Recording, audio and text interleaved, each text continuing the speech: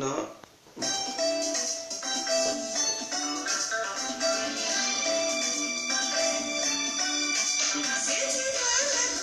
Mon bébé, dis-le-moi.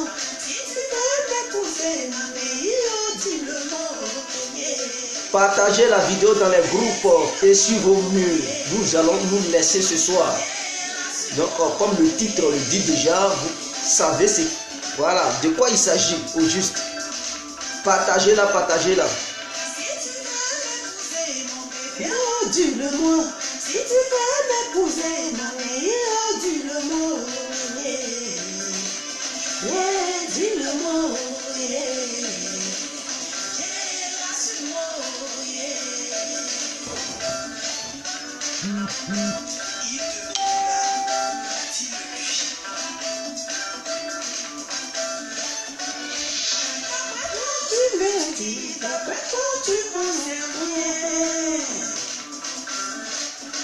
Partagez la vidéo.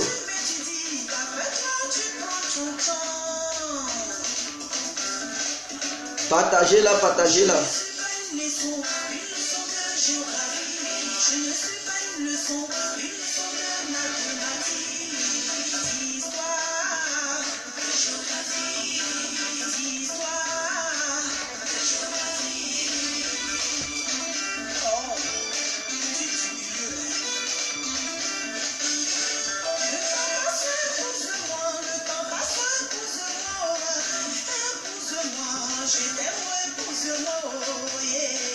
Bon, nous allons commencer. Je vais diminuer la musique, je pense.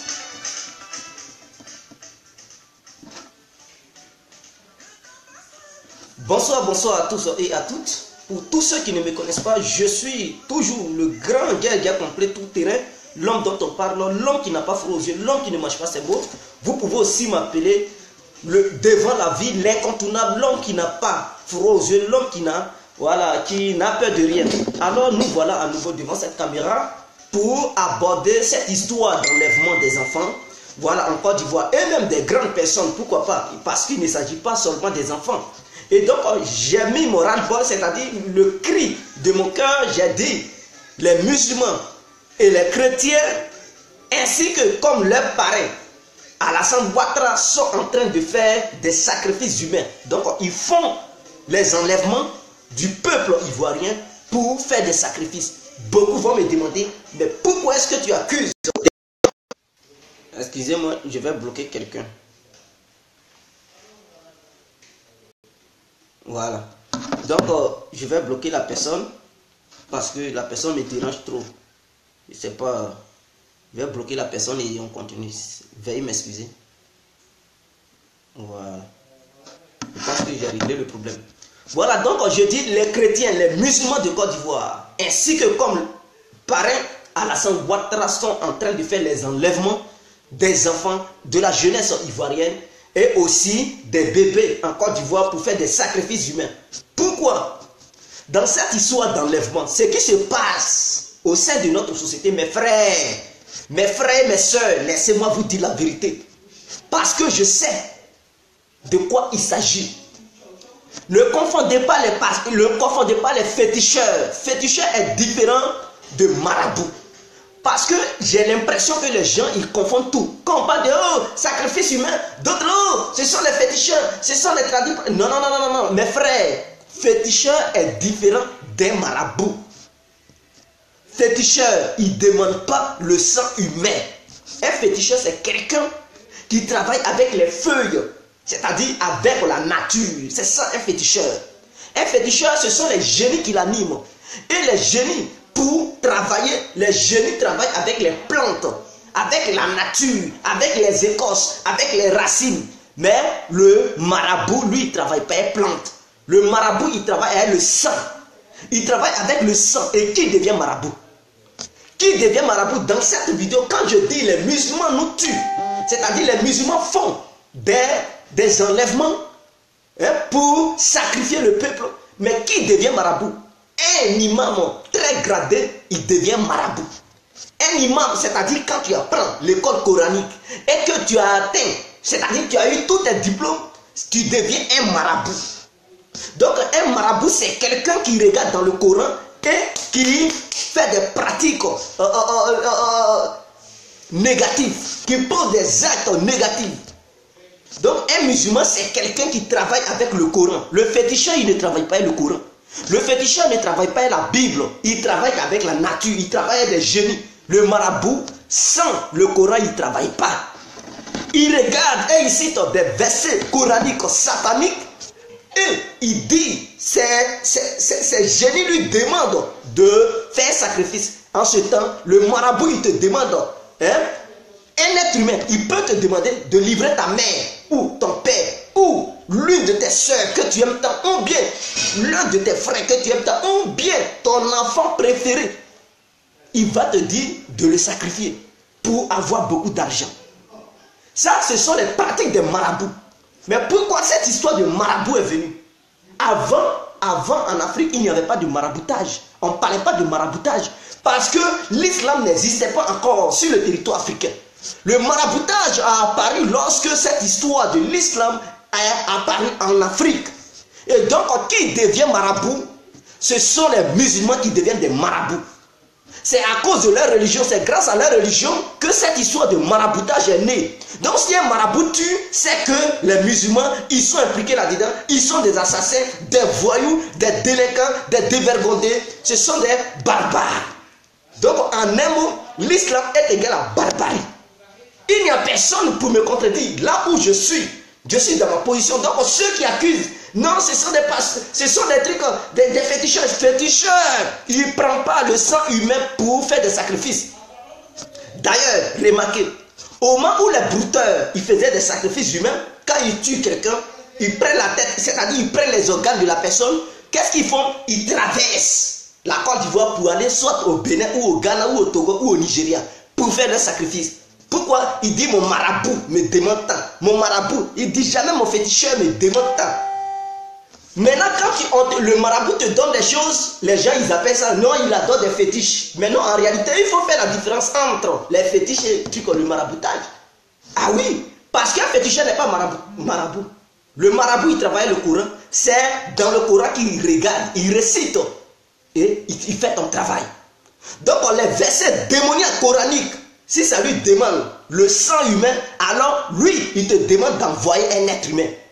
Le sang, ou soit la tête d'un être humain, ou bien il va demander le sexe féminin ou masculin, ou bien la langue. Ça dépend de ce que son Coran lui demande. Les génies de son Coran, là, ce que ça lui demande, c'est ça qu'il va te dire, il faut amener.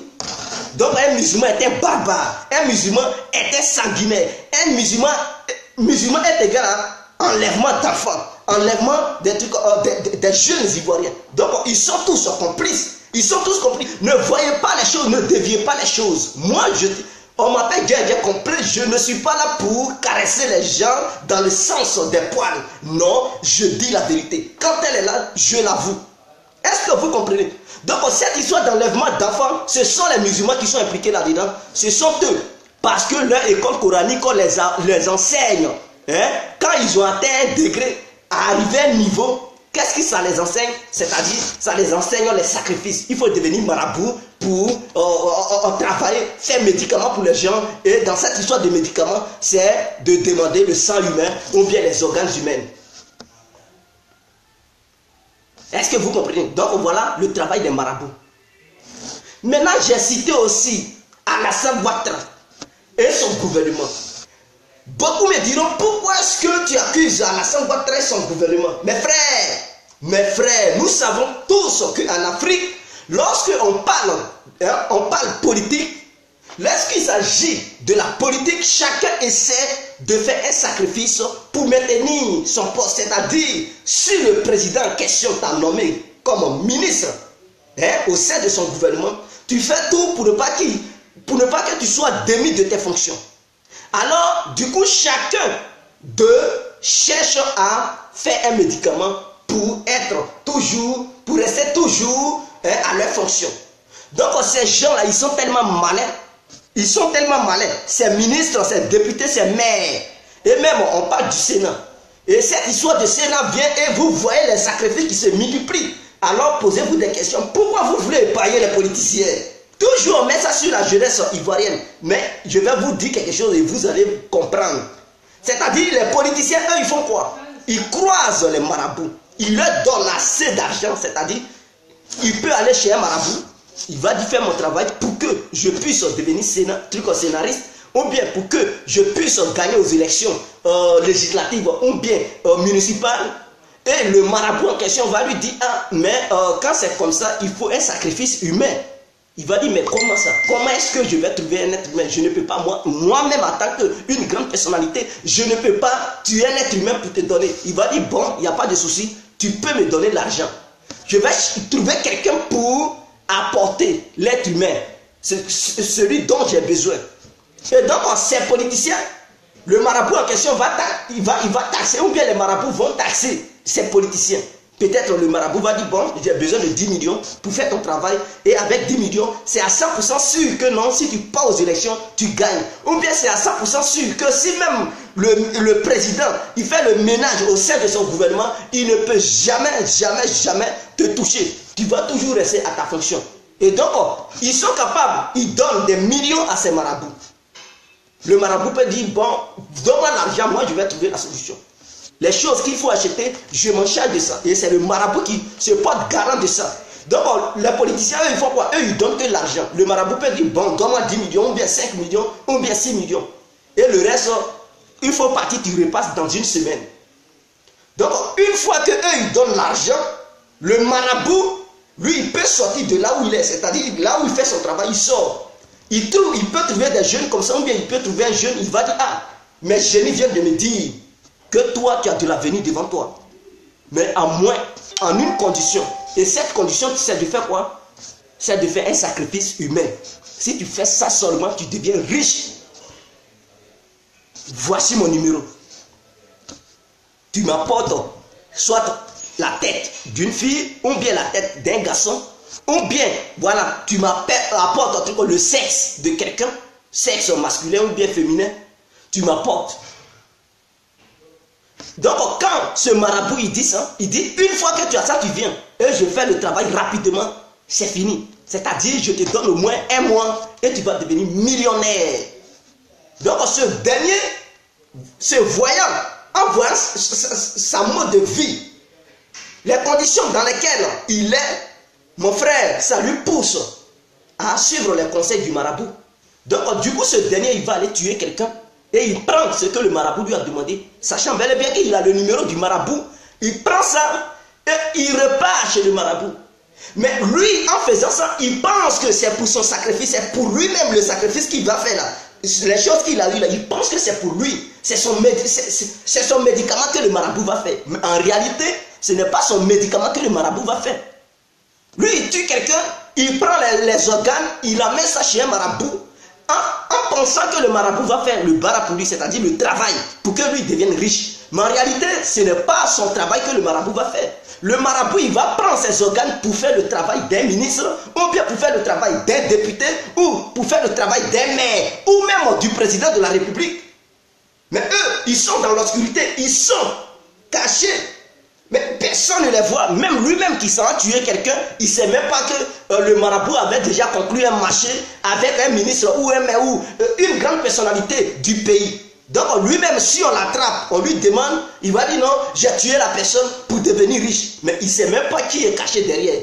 Il ne sait même pas comment le schéma est tracé. Et donc du coup, il se fait prendre. Et nos politiciens, ils sont là dans les baises. Personne ne sait s'ils tuent des gens ou pas. Mais en réalité, ils sont impliqués là-dedans. Dans les meurtres qui se passent, ils sont impliqués là-dedans. Et donc, quand ce jeune, il prend ses organes, il la met ça chez le marabout va dire, bon, il va préparer un petit truc, il va dire, il faut laisser ça ici. Il va faire une fausse mamite là, et il va lui donner. Et ce que le petit vient de lui emmener, il va prendre ça, il va faire le médicament du ministre, ou bien du député, ou du maire, ou bien le scénariste, ou bien le président en question. Tout ça. Et le petit, lui, va penser que oui, il va devenir riche et tout ça là.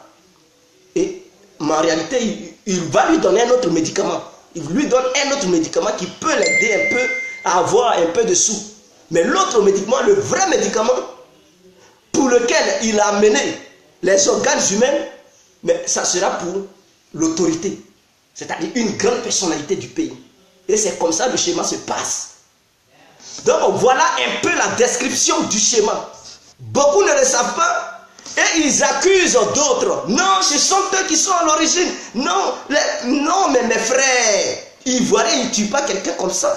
Quand vous regardez la majorité des gens qui tuent, ils viennent, excusez-moi, mais ils viennent du nord.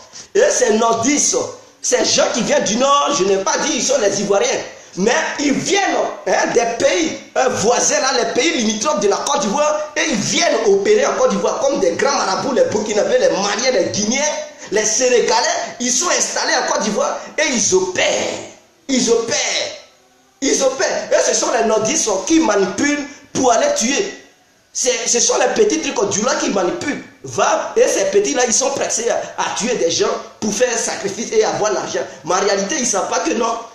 Ce qu'ils viennent de faire, ce n'est pas pour leur propre cause, mais c'est la cause à leurs autorités. Vous comprenez? Et donc, c'est comme ça se passe. Concernant les pasteurs, je dis les chrétiens aussi sont impliqués dans ces enlèvements au sein de la population ivoirienne. Et beaucoup vont me dire, mais tu divagues, tu dis n'importe quoi. Mes frères, un chrétien plus un musulman, ils sont les mêmes. Chrétien est égal à marabout, marabout est égal à chrétien. Parce que les chrétiens ne peuvent pas, c'est-à-dire, quand je dis chrétien, je ne parle pas des fidèles, mais je parle des cerveaux, c'est-à-dire ceux-mêmes qui dirigent les fidèles, pasteurs, prêtres, et j'en passe, les généraux, ainsi que les révérends, eux tous, ils coopèrent avec les marabouts. Oh, les marabouts sont des criminels. Ils sont des criminels. Ceux-là, ils coopèrent avec eux tout simplement pour avoir la gloire.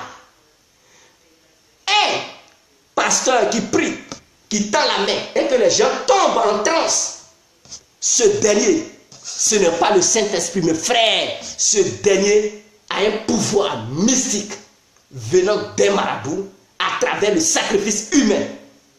Ils sont impliqués dans les enlèvements. Écoutez-moi bien.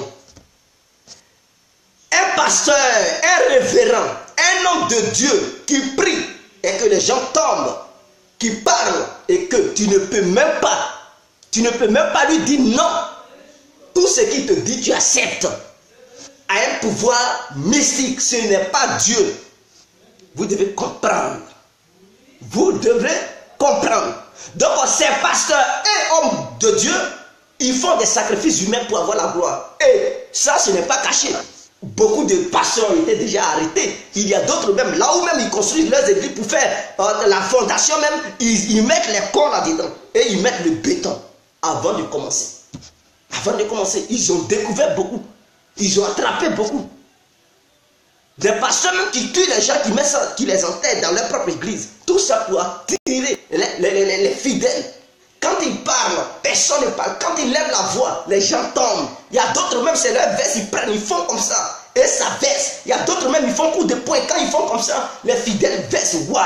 Et ils pensent que c'est le Saint-Esprit. Mes frères, ça, c'est du maraboutage. Ils ont un pouvoir mystique là derrière. Et donc, ils participent aux enlèvements des enfants, des grandes personnes. Car ils sont impliqués dans les enlèvements. Maintenant, côté brouteur, côté arnaqueur. Mais moi, je n'accuse pas les brouteurs. Pourquoi? Et je vais revenir à la raison. Je vais développer. Écoutez ma thèse. Je vais exposer ma thèse. Et ceux qui ne sont pas d'accord, ils vont donner leur antithèse et me contredire. Mais avant de me contredire, écoutez-moi d'abord m'exprimer. Vous savez, dans les pays africains, il y a une grosse arnaque venant des pays étrangers. Je m'explique. Vous savez, l'ambassade de la France qui est en Côte d'Ivoire, les ambassades des pays étrangers qui sont en Côte d'Ivoire arnaquent le peuple ivoirien. Et ce peuple ivoirien, étant déçu, s'oriente vers les sacrifices humains. Pourquoi? C'est-à-dire, en Côte d'Ivoire, vous voyez l'ambassade de la France. Quelqu'un qui fait la demande du visa, il doit payer 65 000 francs CFA. Mais l'ambassadeur en question, il sait qu'il ne va pas te donner le visa. Mais quand même, cela ne l'empêche pas de prendre ton argent. C'est-à-dire, ils font de l'arnaque diplomatique, de l'arnaque intellectuelle. Et vous savez combien de personnes qui font la demande de visa par jour? Mes frères, ils se tapent les milliards. Et à travers tous les pays africains, ils arnaquent le peuple africain. C'est-à-dire, il y a des milliers, il peut y avoir des milliers de personnes qui partent en une journée faire la demande de visa au sein de l'ambassade de France. Et chaque individu doit payer 65 000. Mais parmi eux tous aussi, ils ont donné assez de visas aux gens. Ils vont donner au moins 20 personnes. Et le reste, ils ne vont rien donner. C'est-à-dire, et votre argent que vous leur avez donné, c'est grillé. C'est-à-dire, il n'y a pas de remboursement. Et ça, c'est de l'arnaque. C'est de l'arnaque parce que diplomatiquement parlant, ils prennent le dessus, ils nous arnaquent, ils appauvrissent le peuple. Et c'est ça que je dénonce. Et un citoyen, imaginons un citoyen ivoirien qui a été arnaqué plusieurs fois en allant faire la demande du visa pour aller de façon légale, pour venir, parce que je suis ici, pour venir de façon légale sur le territoire européen, qui se fait arnaquer depuis la Côte d'Ivoire, 2 fois, 3 fois, un échec. C'est-à-dire, quand il part une fois 65 000, on prend, on ne lui donne pas le visa. Deuxième fois, il fait une demande, une seconde demande, on prend les 65 000, on ne lui donne pas. Troisième fois, on prend les 65 000, on ne lui donne pas. Mes frères, mais ce dernier, si un marabout lui dit, mon frère vient, à moins que tu fasses un sacrifice humain pour avoir le visa, car il y a un problème au sein de ta famille. Ce dernier, étant déterminé à aller en Europe, coûte que coûte, il est obligé d'aller faire le sacrifice humain, tuer quelqu'un pour satisfaire ce marabout, en fait que le marabout à son tour puisse lui donner la joie pour obtenir ce visa. Et donc, il tue les gens, tout simplement, d'autres font des sacrifices. Ils font des sacrifices pour aller demander le visa, comme ça ils vont leur donner le visa. Donc, ce côté diplomatique, ça crée assez d'ennui au peuple africain et même particulièrement à notre population ivoirienne. Le gouvernement ivoirien doit revoir ce cas. Et cette histoire de visa, demande de visa, ça pousse les gens à mourir dans l'eau. Parce que sachant bel et bien que, quelles que soient les démarches qu'ils vont faire, ils ne vont pas obtenir le visa. C'est-à-dire, l'ambassade de France va les arnaquer. Que ce soit l'ambassade américaine, française, et anglaise, allemande, ils sont tous une bande d'arnaques. Donc s'ils partent là-bas pour faire la demande de visa, ils ne vont pas obtenir le visa. Sachant bien qu'ils ont beaucoup d'argent, mais s'ils partent là-bas, c'est-à-dire, ils vont les faire patienter 6 mois, 7 mois, 3 mois, 2 mois, et puis résultat négatif, il n'y a pas de visa. Ça les oblige à prendre le désert, Libye, subir l'esclavage arabe au sein au sein de la Libye. Et suite à ça, ils sont obligés d'aller sur la Méditerranée pour se faire dévorer par des requins, par des animaux sauvages qui vivent dans l'eau, et pour se aussi faire renverser par des sous-marins européens qui sont dans la mer, qui renversent leurs petits bateaux, et après on dit non, ils sont portés disparus, il y a eu naufrage, et ils sont impliqués là-dedans. Voilà comment les Européens nous tuent à petit feu. Et ça, je dénonce ça pour que nos différents gouvernements africains puissent revoir ce côté diplomatique. Parce que c'est très important. Si ce côté n'est pas réglé, les Africains vont toujours mourir. Il y aura des disparitions, des enlèvements. Il y aura toujours des morts dans la Méditerranée. Il y aura toujours de l'esclavage en Libye. Il faut régler ce problème. Et pour moi, c'est ça que je suis venu dénoncer aujourd'hui. Et si tout se passe comme ça, mais c'est à cause du gouvernement. C'est le gouvernement qui ne prend pas ses responsabilités. Raison pour laquelle je dis qu'ils ont comme chef Alassane Ouattara. Parce que c'est lui qui gouverne maintenant. Si c'était un autre dirigeant, j'allais l'accuser. J'allais l'accuser. Parce que si les ambassades étrangères se comportent comme ça dans notre pays, mais c'est le peuple qui va mourir. C'est le peuple qui va mourir. Parce que chacun cherche à être bien, à mieux vivre dans la société. Si un marabout te dit qu'il faut faire un sacrifice humain pour avoir le visa, mais tu es obligé d'aller enlever quelqu'un, tuer quelqu'un pour verser le sang d'abord, avant d'aller demander le visa, pour qu'on te donne le visa. Et ça, ils doivent revoir ça, ils doivent combattre. Mais pour combattre ça, comment? Comment ils peuvent combattre ça? Ils ne pourront jamais, s'ils n'ont pas réglé ce problème. S'ils n'ont pas réglé ce problème. Et côté boulot, il faut donner du travail aux gens. Parce que c'est la pauvreté qui pousse aussi les gens à faire des sacrifices humains. Et donc, pour combattre ça, les enlèvements et tout, mais il faut revoir au sein des ministres, c'est-à-dire du gouvernement, eux-mêmes ils sont impliqués là-dedans. La pauvreté aussi est impliquée là-dedans, parce que c'est la pauvreté qui pousse souvent les gens. Le voyage est impliqué là-dedans aussi. Les pasteurs, les imams, voilà des gens qui incarnent cette histoire. Donc, c'est une filière. Il faut régler ça. Il faut régler ça. Donc, je pense que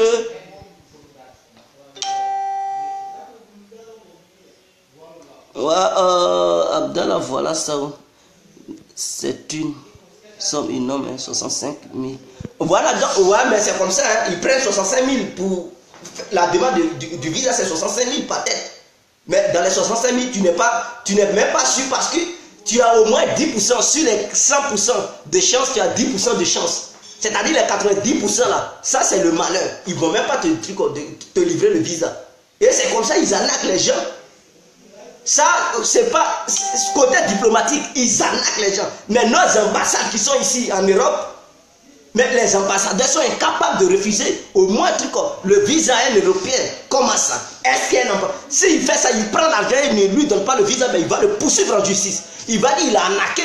Ah oui, c'est comme ça les Européens. C'est-à-dire qu'il prend l'argent d'un Européen en lui promettant le visa pour dire bon, pour faire la demande du visa, on donne l'argent. Et quand il donne, lui il donne l'argent. Et puis tu ne lui donnes pas le visa, il te traduit en justice. Et donc, étant conscient, il ne refuse jamais le visa aux Européens. Mais nous, chez nous là-bas, c'est-à-dire, ils prennent l'argent, ils ne te donnent pas le visa et ça va nulle part. C'est mort. Tu n'as même pas le droit de les traduire devant la justice. S'ils savent que tes dossiers ne sont pas solides, ils n'ont qu'à refuser ton argent. Faut pas, ils vont prendre les 65 000. Car les 65 000, ça peut même payer 2 mois de loyer. Ça peut même nourrir une famille dans un mois. Pourquoi ils font ça? Mais tout simplement, il n'y a pas, nos États n'ont pas bien organisé les choses. Et donc, voici ce qui arrive. Et ça pousse le peuple à faire des sacrifices humains. Vous comprenez? Donc, voilà à peu près les choses qui sont là. Donc, le gouvernement doit regarder ça. Doit revoir ce côté-là. Bon, c'était mon ras-le-bol de ce soir. J'en ai fini. Je pense que rendez-vous à demain. On fera une autre vidéo. Voilà, donc ciao, ciao, je vous aime. Vive la Côte d'Ivoire, vive toute l'Afrique entière en ensemble. C'était l'incontournable, bien compris.